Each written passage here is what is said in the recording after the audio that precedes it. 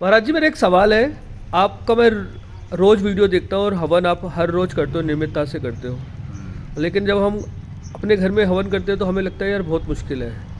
तो आप हवन को इतना सरल कैसे बना दिया आपने? थोड़ा हमारे दर्शकों को बताओगे? बहुत सुंदर। प्रभु जी आपको बहुत बहुत साधुवाद, बहुत बहुत मंगलमयी शुभकामनाएं। हवन अगर देखा जाए तो सरल ही है, बस हम लोगों ने इन्हें करना छोड़ दिया, इसलिए अब हमें कठिन लग रहे हैं। अनादिकाल से हम सभी के घर में हवन हुआ करते थे, लेकिन आज के पाश्चात्य परिप्रेक्ष्य में ढलकर हमने हवन इत्यादि, पूजा पाठ इत्यादि सब क्या कर दिए, बंद कर दिए हैं। हवन बहुत सरल है, आप कुछ ना करें। छोटी सी क्या, एक हवन कुंडी लें, 500 ग्राम लकड़ी लें और थोड़ी सी सामग्री, लगभग 100 ग्राम के करीबन, वही 50 और 100 ग्राम के बीच में थोड़ा सा कटोरी में घी और एक कपूर की टिकिया और अग्नि प्रज्वलित करें। और सर्वप्रथम क्या करना है, गंगा जल हो तो ठीक है, नहीं तो शुद्ध जल लेकर और 3 बार आचमन करें। ओम केशवाय नमः, ओम माधवाय नमः, ओम नारायण नमः। तो आचमन को पी लें, फिर उसके बाद हाथ धुलें और तत्पश्चात पवित्रीकरण करें और अपने ऊपर जल का छींटा लगाएं। जल अर्थात जल सभी चीज़ों को पवित्र कर देता है, लेकिन जल को कोई पवित्र नहीं कर सकता। कहते अपवित्र पवित्रो व सर्वावस्थान गतोपिवा या स्मृत पुंडरीकाक्षम सा बाह्याभ्यंतर शुचि। चाहे अपवित्र हो चाहे पवित्र हो, किसी भी अवस्था में रहो, जो स्मरण करता है भगवान नारायण का, सब बाह्याभ्यंतरा शुचि, वो अंदर से भी और बाहर से भी शुचि, शुचि अर्थात पवित्र हो जाता है। तो इस मंत्र का से पवित्रीकरण करें।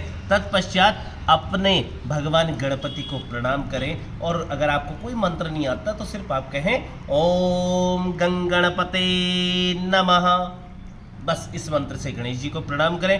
तत्पश्चात शीघ्रातिशीघ्र आप संकल्प के लिए जल चावल लें थोड़ा सा और संकल्प करें कि हे परमपिता परमेश्वर। अगर आपको संस्कृत भी नहीं आती, आप हिंदी में कर सकते हैं। अपना नाम, अपना गोत्र बोल के, अपना बार, जो जिस दिन आप हवन करोगे उस बार और तिथि को बोलकर कि हे परमपिता परमेश्वर, हे यज्ञ पुरुष नारायण, मैं आज नित्य नैमित्तिक कर्म में प्रवृत्त होकर शुद्ध सात्विक वृत्ति से आपका यज्ञ, हवन, पूजन, यजन कर रहा हूँ। हे प्रभु, मेरे इस कार्य को सफल करें। इस प्रकार से आप संकल्प कर सकते हैं। उसके बाद सर्वप्रथम घी की आहुति दें। ओम प्रजापति स्वाहा, अर्थात ओम प्रजापति, प्रजापतियों को दिया जाएगा स्वाहा, उनका भोजन है ये, ओम प्रजापति स्वाहा।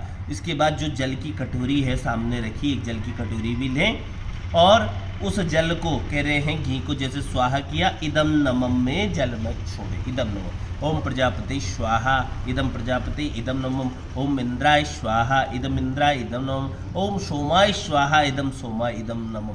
इदम नमम का अर्थ है कि यह मेरा कुछ भी नहीं है, हे परमपिता परमेश्वर, आपकी कृपा से ही ये सब कुछ हो रहा है। तो अगर त्रुटि भी हो जाए तो भगवान कह रहे हैं, भगवान माफ़ कर देते, ऐसा कुछ नहीं है। एक बात बताऊं आपको, जीव 1000 जन्म ले ले, जीव 1000 जन्म ले ले, लाख जन्म ले ले, तो भी मुक्त नहीं हो सकता, तो भी मुक्त नहीं हो सकता।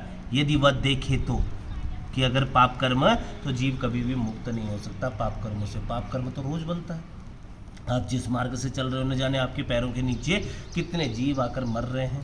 आप श्वास लेते हो, श्वास में भी मच्छर घुस जाता है। मेरे राम और कृष्ण तो इतने कृपालु हैं कि वो जीव के अवगुणों की तरफ कभी देखते नहीं है। यदि परमात्मा जीव के अवगुणों की तरफ देखने लग जाए तो जीव 1000 जन्म ले ले तो भी मुक्त नहीं हो सकता।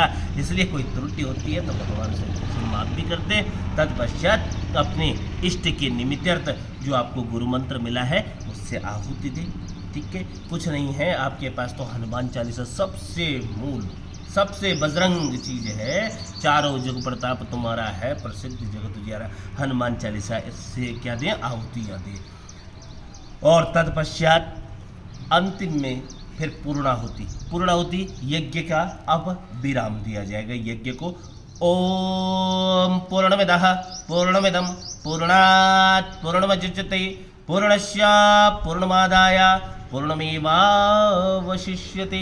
वो सामग्री आपको कहाँ अर्पण कर देनी है, यज्ञ कुंड में स्वाहा कर देनी है। तत्पश्चात घी की धारा, वसोधारा, वसोधारा जितनी लंबी होगी, जो कटोरी में घी बचा है वहाँ से ही आपको वसोधारा करनी है।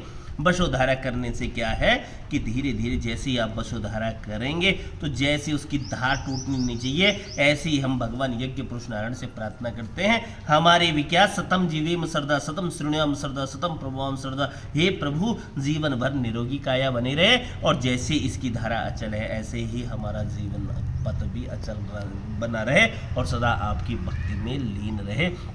इस प्रकार से तत्पश्चात आरती करें, यज्ञ पुरुष नारायण भगवान की आरती करें, ओम जय जगदीश हरे, या आरती कुंज बिहारी की, या जो आपको पसंद है, जय हनुमान ज्ञान गुण सागर, कुछ भी आप इस प्रकार से आरती कीजिए। हनुमान लला की, दुष्ट दंडी रघुनाथ कला की, जो आरती आपको पसंद है, ओम जय गौरी, कुछ भी आरती करने के पश्चात एक बात जरूर ध्यान रखना, तत्पश्चात आपको आरती भगवान को दिखानी है, जल से ठंडी करनी है, सर्वप्रथम भगवान जी को दिखानी है, फिर खुद लेनी है।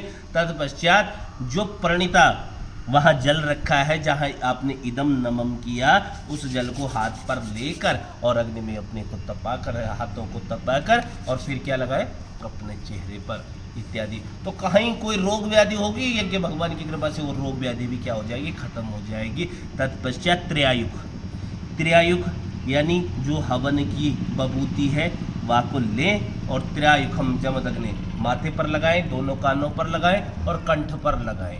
माथे पर ये ज्ञान चक्षु खुले, कानों पर जो सुने हम अच्छा सुने, और कंठ से जो बोले हम अच्छा बोले। इस प्रकार से आप भगवान यज्ञ पुरुष नारायण से प्रार्थना करें। और एक बात विशेष ध्यान रखें, जब आसन से उठें तो हाथ में थोड़ा जल लें और अपने आसन के नीचे जल छोड़कर वह को टीका लगाएं और तभी अपना आसन छोड़ें। इस प्रकार से आप यह सरल यज्ञ अपने नित्य नैमित्तिक कार्य में साथ में जैसे आप करेंगे तो धीरे धीरे यही यज्ञ क्या हो जाएगा, आपके जन्म दिवस, आपकी विवाह वर्षगांठ, आप पुत्रों की निमित्तार्थ, कभी अगर ब्राह्मण देवता नहीं मिले आपको तो आप स्वयं भी कर सकते हैं। लेकिन एक बात ध्यान रखें, कोशिश करें कि ब्राह्मण देवता को जरूर बुलाएं। लेकिन नित्य नैमित्तिक जो नित्य के कर्म है, नित्य में आप हवन स्वयं भी कर सकते हैं।